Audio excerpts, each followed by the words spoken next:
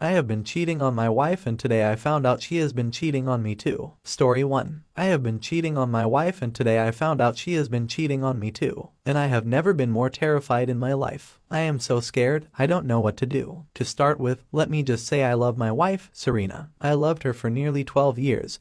But 2 years ago we grew apart and in that time, I met someone else. Katie walked into my life on a particularly cold February day, with her long dark hair and her beautiful green eyes. She was new at the office where I worked as a computer engineer. I think it was her laugh that really did it for me. That proper throw your head back really means it kind of laugh, you know. We started meeting up in the cafe downstairs for lunch at first accidentally and then all the time. We had so much in common. We loved the same PC games. We both enjoyed action movies and true crime, and we both came from big families. Katie was a widow and had lost her husband young. There was a vulnerability to her that I wanted to protect. I grew obsessed with spending every spare moment with her. Truly, I should have felt more guilty, but I didn't. Serena, my petite blonde, no-nonsense wife, could not be more different from Katie, and she really didn't feel like the woman I married anymore. She was so distant and cold now. I can't even remember why she changed and what happened. I just knew that my marriage was over. When Katie and I kissed that time at the office Christmas party, and a colleague saw us, I knew that it was time I told my wife everything. But when I finally worked up the courage to tell her that evening on the walk home, steeling myself for a terrible confrontation, I found Serena sitting at the kitchen table, her face in her hands, weeping over an open letter. I asked her what was wrong, and she simply gestured to the letter. I lifted it up to read it, and my mouth went dry. Breast cancer, stage 3. I couldn't tell my wife I was leaving her now. It would utterly destroy her. So I did what I had to do. I told Katie about Serena's diagnosis and she was heartbroken but understanding when I told her that we needed to break up. I supported Serena through immunotherapy and took over all cooking duties and cleaning duties. We ate the healthiest of meals and I tried my very best to be the most supportive husband I could be, but cancer was rough on Serena. She lost the spark in her eyes and grew gaunt, unable to keep any of the food down. When we returned to the doctor, he told us she was now at stage 4. This meant a course of deeply aggressive chemo. That night, I held Serena as she sobbed and told me she wasn't sure she would make it through this. And then she asked me to help her die. I was stunned, unable to believe I had heard her right. I'll never forget how she lifted her now gaunt face, looked me in the eyes, and said, "Daniel, I want you to help me die. Please." I was horrified. I can't do that. I told her, the words barely making sense. I was so gobsmacked. But she pleaded and pleaded. Finally, we made a pact that if the cancer became too much for her to handle, I would give her the entire bottle of sleeping pills the doctor had assigned for her crushed up in her favorite ice cream. Even now, I feel numb just thinking about it. Serena, however, knew exactly what she wanted and seemed very sure about it. 2 weeks went by without us talking about it again, but honestly, fuck cancer. I have never watched a healthy human being deteriorate so fast. Finally, when the doctor told us that the cancer had metastasized and moved to her lungs, she asked me to do the deed. So last night, I bought her favorite ice cream and numbly crushed the pills up. Then I carried it up to her. She ate the ice cream slowly. My brave, clever wife who I had not appreciated in time was the most dignified woman when it came to death. Quietly, she smiled, thanked me and closed her eyes for the last time. I waited until the rattle in her chest stopped and her breathing slowed to a halt. She looked peaceful for the first time in a long, long time. I knew she was gone. I walked downstairs to the living room and sat down on the sofa. Then I bawled my eyes out like a small child. This morning, I awoke still on the couch, a dull, cold realization of what had happened the previous night. But then, I smelled coffee and bacon. I heard the sound system in the kitchen blasting with a cheerful pop song. What the fuck? I was immediately on my feet and I headed into the kitchen, heart racing. And there, happily humming to herself, was Serena. Not the Serena I left upstairs, gaunt and hollowed out by illness, but my Serena. The Serena of before. She smiled at me in a way she hadn't for years. "Morning, my darling. Here we go, bacon and eggs sunny side up." She pushed a plate on the kitchen island in my direction and placed a cup of coffee before me. What the ever-loving fuck was going on? I watched my dead wife cook up a storm and act like everything was completely fine. Like she hadn't died last night. Serena, what dash? She lifted her cup of coffee and took a big sip, eyes closing as though it was the most delicious thing she had ever tasted. "I know, my love," she said. "I would be surprised too. You died last night." I stated the obvious, I know, but it was also the truth. She had been dead. She nodded. Yes, I know. And I was. Very dead. But that had to happen, you see, because how else would I come back to life? I did not like the sound of her bright voice suddenly. Something in the air felt off. Something about all of this felt like the kind of decay you cannot see, just under a gleaming surface. "Don't you see, darling?" she told me casually, taking a bite of her toast. I fell in love. I had to stay. This hit me like a ton of bricks and made me take a step back.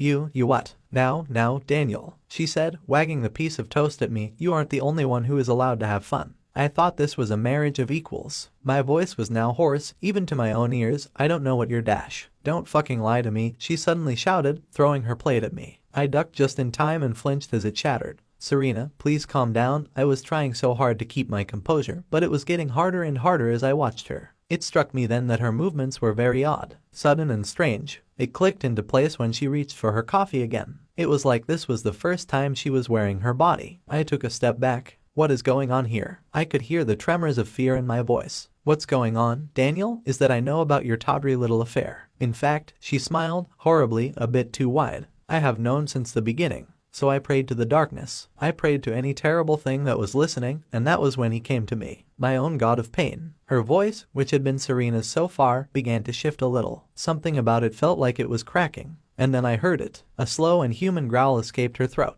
Her eyes bulged. Don't you want to meet him, Daniel? The love of my life. Her skin looked like it was ripping at the seams. Her mouth split open and a huge tongue and fangs fell out. He really wants to meet you. Before I could scream, shout, run, anything, the thing that was wearing my wife's skin had filled our kitchen. It was at least 7 feet tall, its mouth more like a gash, too many fangs and that too long tongue. Its body. Oh God, its body was that of a rotting old man, buried long enough ago that the vile smell of decay filled the room. Its eyes were voids, nothing inside them but eternal darkness. And the most terrifying thing of all was that it was looking at me, and grinning. I stumbled backward turning to run, but before I could, the thing reached out and grasped my left arm. I tried to snatch my arm back, but before I could, I felt a sharp pain, like my arm was on fire, and when I looked down, it was. My arm looked like it belonged to an old man. It had withered with just a single touch from that thing. I wrenched my arm out of its grip and ran to the door, only to find it locked. I pounded it on it, hoping, praying the neighbors, someone would hear me.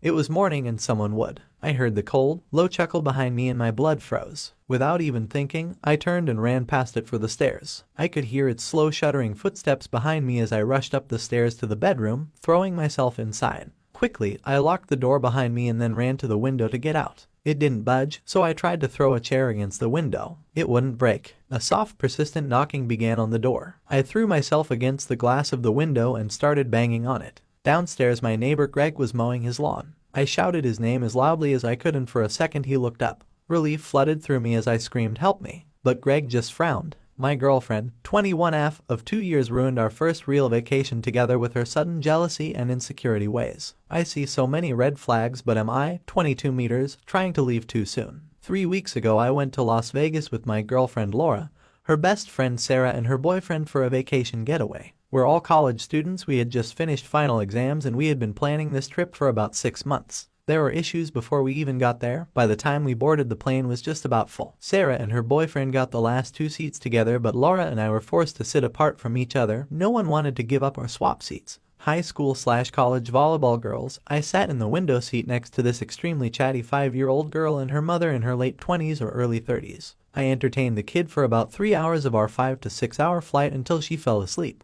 My older sister has a child about that girl's age, so I'm used to it. Once the little girl fell asleep, the mother was making small talk, asking how I was so good with children, general things, nothing invasive or anything. When we got off the plane, Laura was already livid. She said I didn't even look bothered by the fact that we didn't get to sit next to each other, almost like I enjoyed getting away from her. I mean, the flight sucks and I would have much rather slept or been next to her, but I'm not going to mope around and make a bad situation already worse. It was a 6 a.m. who really wants to playing with a 5-year-old for 3 hours. Anyways, eventually she got over it and apologized after Sarah talked her down about it. We go to our hotel on the strip and check in, and it turns out they booked a single penthouse room through some promo Sarah's parents provided for the 4 of us. It wasn't terrible, but I had only met Sarah and her boyfriend maybe a handful of times before this trip. I would find out later talking to Sarah that Laura begged her to do it this way, despite Sarah's original plan to have us in joint rooms. We walked the strip the first day and there were tons of very attractive girls walking. I mean, it's Vegas, I don't know what she expected. But I noticed maybe after 15 minutes of walking, Laura was staring at me instead of looking at the sights like everyone else. She was watching my eyes as we walked, not like a "hey, look at me, give me attention," but more like her trying to see what or who I was looking at while we were walking. I told her she was missing the sights and I told her that she had nothing to worry about. We went to this huge outlet mall and every sale associate that tried to give me coupons or such, she would nearly throw a fit. Asked one of the girls working about a product Laura had interest in, and even then Laura came over and basically awkward and tactlessly took hold of the conversation. It was the most embarrassing thing I've ever witnessed in my life. I apologized to the associate before we left. I felt so bad for her. Riding the bus to the night shows, Sarah's BF and I let them take the last 2 seats while we stood hanging onto those support things. There was a couple in front of us that were obviously hammered, so drunk they were even holding onto anything. When the bus started moving, they both fell back, of course, and we caught them. Laura said later that we didn't know them and should have just let them fall instead of putting our hands on them. The third day, Laura and I didn't even go out of the hotel because she was feeling sick, so I stayed with her the entire day, which wasn't a big issue, but she didn't even want me to leave for food, had me use room service. She seemed happy and content sitting in the hotel room watching movies. The day before we were leaving, we ate at this nightclub, restaurant place, and our server was a showgirl or callgirl, I don't know the proper term, but she flirted with us so much. When she noticed how Laura was reacting, she just did it even more. I tried to play it down, but the damage was already done. I pretty much mentally checked out that day. I understand no one likes to see their so get flirted with, but I'm pretty sure it's that girl's job to try to tempt people into taking her card. Sarah's BF got hit on worse than me and Sarah just laughed about it, even joked with the showgirl. I was ready to end the relationship as soon as we got back home. But when we got on the plane, she was smiling and happy, telling me about how she had seemingly a great time in Vegas. I brought up the trip once we were back home and alone, and she apologized and said she wasn't feeling like herself. I pushed her a bit more and she eventually told me about a past ugly relationship where she was cheated on twice and the guy treated her like dirt and tried to control her. It almost seemed like she was trying to guilt me into staying, and for the most part it was working, but I couldn't stop thinking about the trip. She basically deferred a lot of the blame onto a previous relationship and mood swings, though at first she said she didn't think she did anything wrong. I'm not perfect by any means, and I'm usually quick to get out of relationships, to the point where I'm unsure if I'm running away too soon like I normally do, or if this is one of those situations where leaving is acceptable and the right thing to do. I'm not looking for something perfect. Everyone has flaws. Over the years I've realized this, but I've never been one to try to fix someone else, and it's something my older sister says is my biggest issue as a person. You keep looking for the whole package and you don't ever still around long until if you see a few missing pieces. It's basically what she told me. I usually trust my sister's judgment, but I feel like she might be a bit off the mark this time. Laura has never acted like this before, but this was our first real outing. We typically spend time with her friends and just the two of us around college campus. It's been 3 weeks and she's pretty much her normal self, but we have 2 other trips planned, one with Sarah and her BF and Laura's family, and another with a much large group of people for the summer, about a month. I can't handle a repeat of Vegas. Am I trying to leave too fast? Should I stick around and see this through and work with her to fix it? Outside perspective, how did these things typically play out? Went on a trip with my GF and her best friend and her boyfriend. My GF acted extremely jealous and insecurity in controlling the entire trip. She made it a miserable experience for all of us. She's never acted that way before and she blames it on a past relationship. I'm thinking about leaving, but I'm not sure if I'm trying to run away too soon. My 24F girlfriend cheated on me, 26 meters, and says that it's mostly my fault. I met her for about 5 years ago. We weren't even friends until one day when I was on my vacation in Greece and she messaged me asking if I'm in Athens, and I told her that I was indeed there. She was there too by that time. We've met and had a very good time together. Really good time. We started chatting from that moment, and when we were both back to our homeland we started seeing each other. Everything was going fast. One day I told her that I love her and she told me that she loved me too. We had 2 months of happiness together. Like children, we were eager to spread our love. I was doing my master's by that time and she was visiting me in my university, kissing,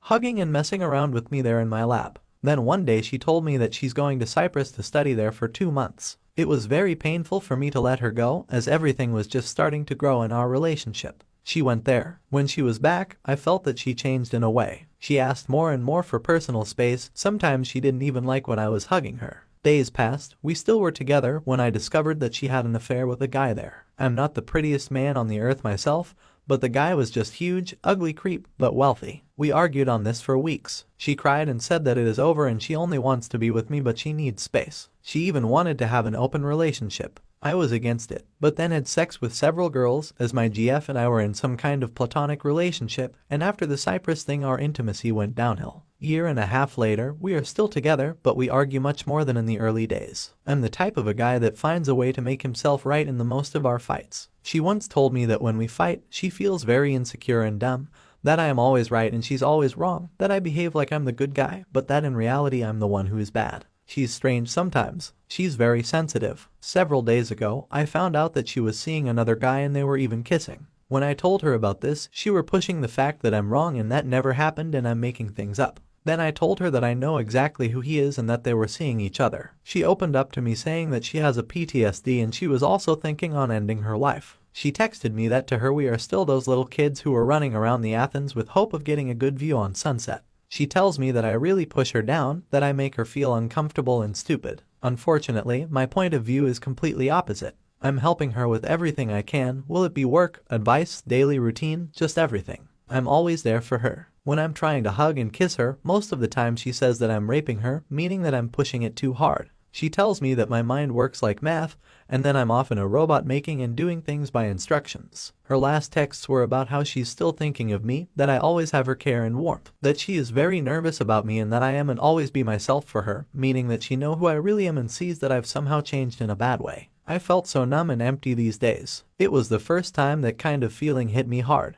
Yesterday I woke up in the night and cried like a little kid for the first time in many years. I really don't know what to do next. I'm very lost. I want to disappear completely, not to feel what I'm feeling right now. I want to be alone somewhere far, far away.